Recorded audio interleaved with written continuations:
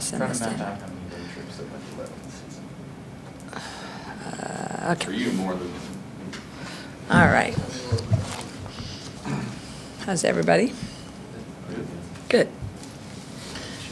I guess I asked both Journey and Kylie this, just obviously the season at this point still an 18-4 record is still really good, but obviously the two games in the West Coast were not the way you guys hoped for. How do you kind of go about making sure the team is aware of things that need to be addressed and things like that without being like deflated by the law? Just maybe a proper amount of deflation. Yeah, I mean, I think just the timing of it. We've had some really good timing of when we needed to play certain teams. Maybe you match up better. And that's been good at parts of the schedule. This was just, I think, really unfortunate timing of, I want to make sure that I'm not misconstrued. Having Taylor's injury is not any type of excuse. You got to figure it out. I just think these two types of teams, going into them, you need every offensive, confident juggernaut when you're facing some defensive juggernauts. With that being said, I didn't have them really ready for, obviously, that initial game with USC. But USC, and they're a lot better than the record. I think any coach, if you polled us, a lot of their games, couple they'd been blown out, but they were pretty close. It could have gone either way. So you're playing a really good team that's in probably a little desperation mode and really urgent, and you caught them on a really good day.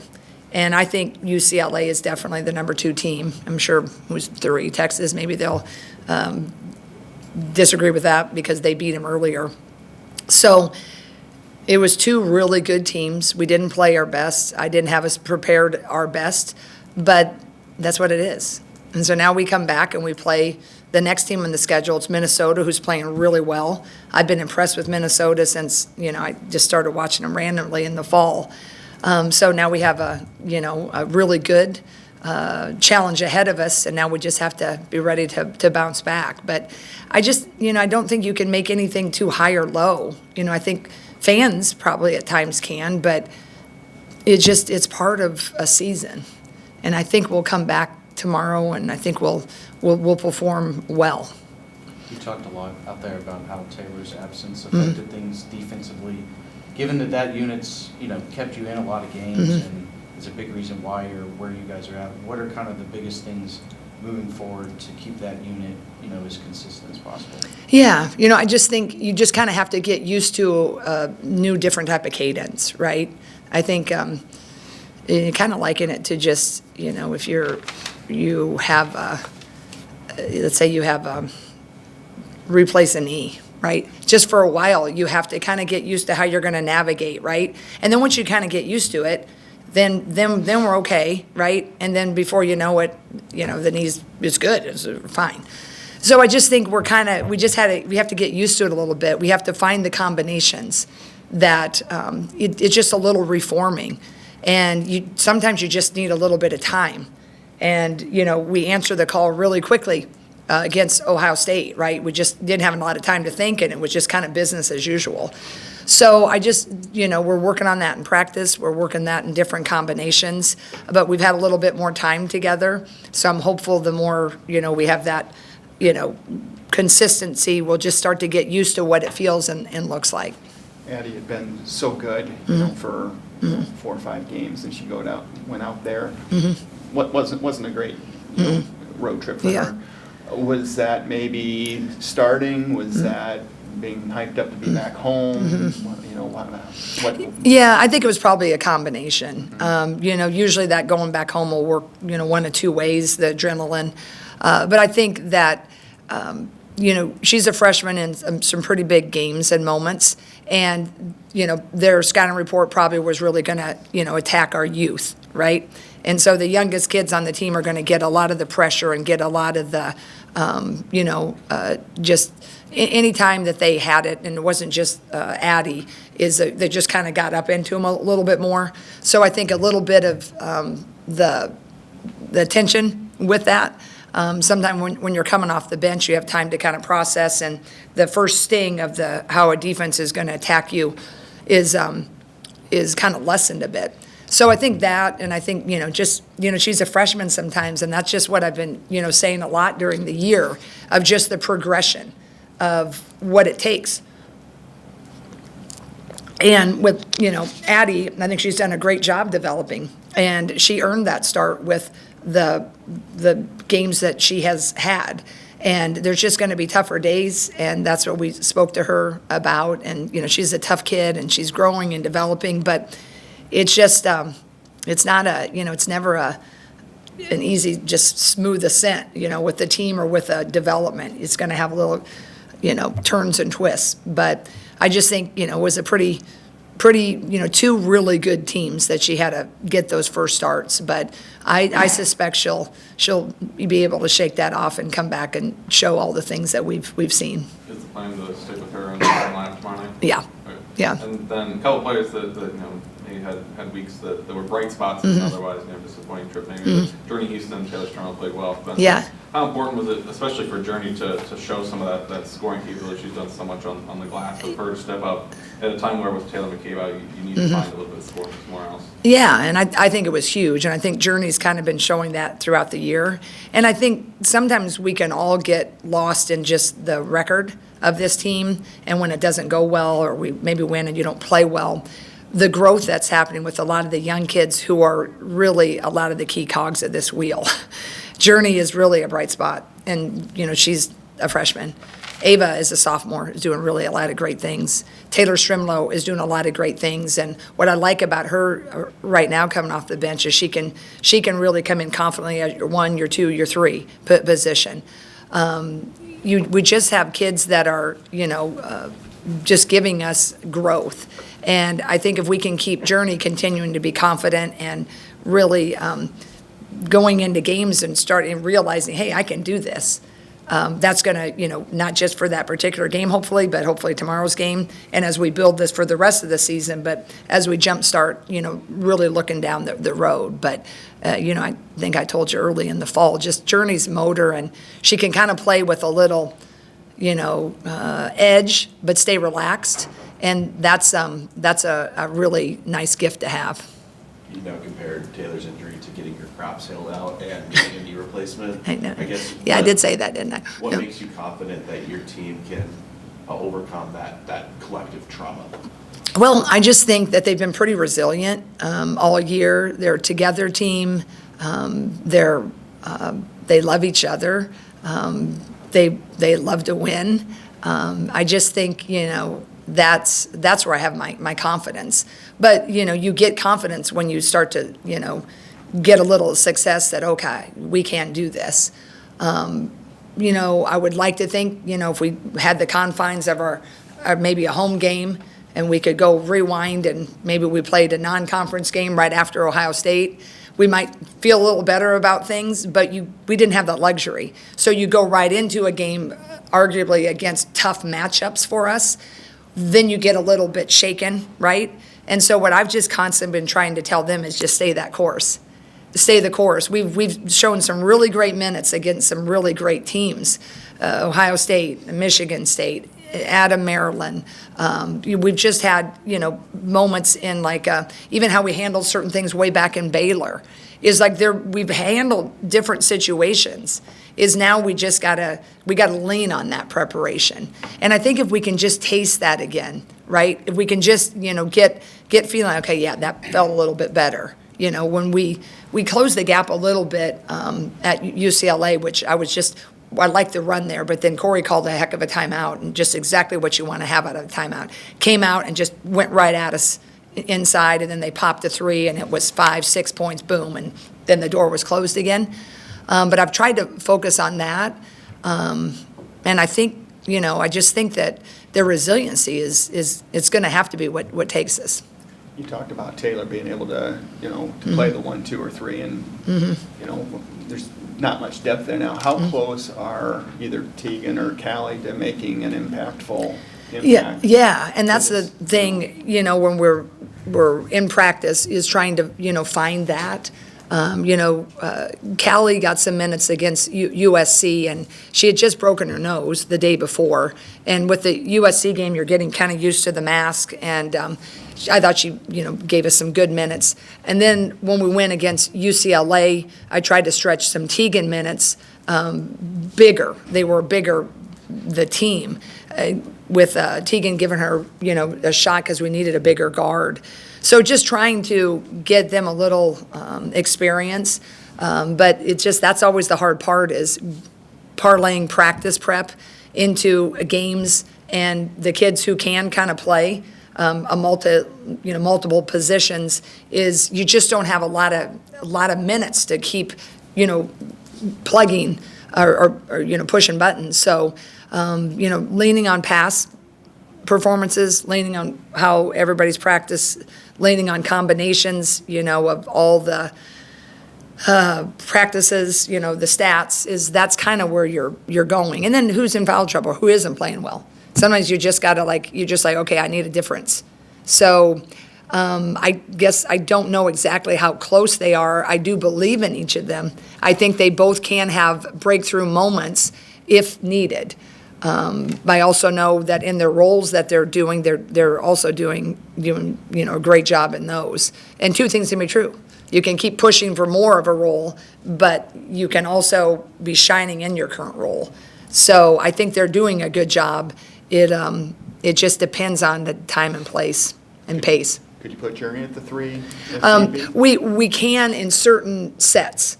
In other sets, it's a little harder just because the 3 and the 4 do such opposite things. We tried that for a little bit in the UCLA game. So if we need that, I've been working on different tweaks that we maybe can utilize that if the game calls for it. I didn't have it in prior. There were a handful of years there where Minnesota was a team that, you look at the schedule, that should probably be a win. Not really the case as much anymore. Not at all. What stands out about them as you watch the film? It looks like they're going to be going to the NCAA tournament for I think the first time since like 2018. Yeah, I really respect Dawn. She's been a long time assistant before she got the head job. And then her first Power 4 head job, I think she was a year at West Virginia, and then she came to Minnesota. They're just they're well coached. They play really great defense. They're really sound defensively. They don't make many mistakes defensively. They also can score at every position. Sometimes it's helpful when you can sag off of someone. They have a really great inside game. We recruited this Sophie Hart. She initially went to NC State. She's from Minnesota, transferred back. Just a big old school post that I love, and just a great kid. Maya Battle, and we recruit a lot of these kids because we recruit Minnesota. She's a top level scorer. She can pull up. She can get to the block. Victoria is a really nice, long 1-2 guard. She hits the 3. She can post up on you. So their guards can post up, which a lot of times guards don't. So that makes them a little different. They do have a really, like I said, sound inside game. And they just have a killer lethal 3-baller. And Grace Grokowski, was looking for number 25. Recruited, her, watching her too. So. And then Mara Braun, I forgot about her. She's a great player. She's been injured a little bit. So they're just good. They're really good. And I think the fan base, you just don't think, oh, they're back at home and it's Minnesota. This league is like 1 or 2 wins or losses separate so many of us that are really, really good. So we're going to have to bring it. We're going to have the resiliency. We're going to have to keep our confidence up and know that we've got to find a ways to reform into the team that we're going to be. And if we can do that, consistently, I do believe we can still continue having this special year, but it just got harder. It's going to get harder as you go in a season. It got a little harder when you take out a piece. But Minnesota's the real deal, for sure. Journey and Kylie mentioned that, USC and you said maybe there's some unforced turnovers under your guys' done. Minnesota loves to play games in the 60s and really short games, and they don't turn the ball over basically at all. Really so great. How important is that turnover battle going to be in cleaning up some And I thought we did. I mean, the pressure probably did that a little bit to us, but I think the threat of pressure in your mind, right? All of a sudden you get heightened, and then we're like, ooh, it's a hot potato, right? So we've been trying to work on that, getting our gray squad, our practice guys, simulating that a little better. So I think that, we just have to keep our heads, because Minnesota they'll definitely be efficient with the ball, and they have good ball pressure too. So if we can clean up that, but we've talked about turnovers a little bit throughout this year, and there was a few things out west, not just the turnovers, but they certainly didn't help. We played fast. We weren't as thoughtful. We weren't concentrating quite as much on, the counters of pressure. So I've liked our last, practice. You have to take a mandatory day off, so this will be you usually have a 2-day prep. I really thought we practiced with great attention, and our kick was back a little bit. So I hope we have one more good practice with that, but taking care of the ball will definitely be a key.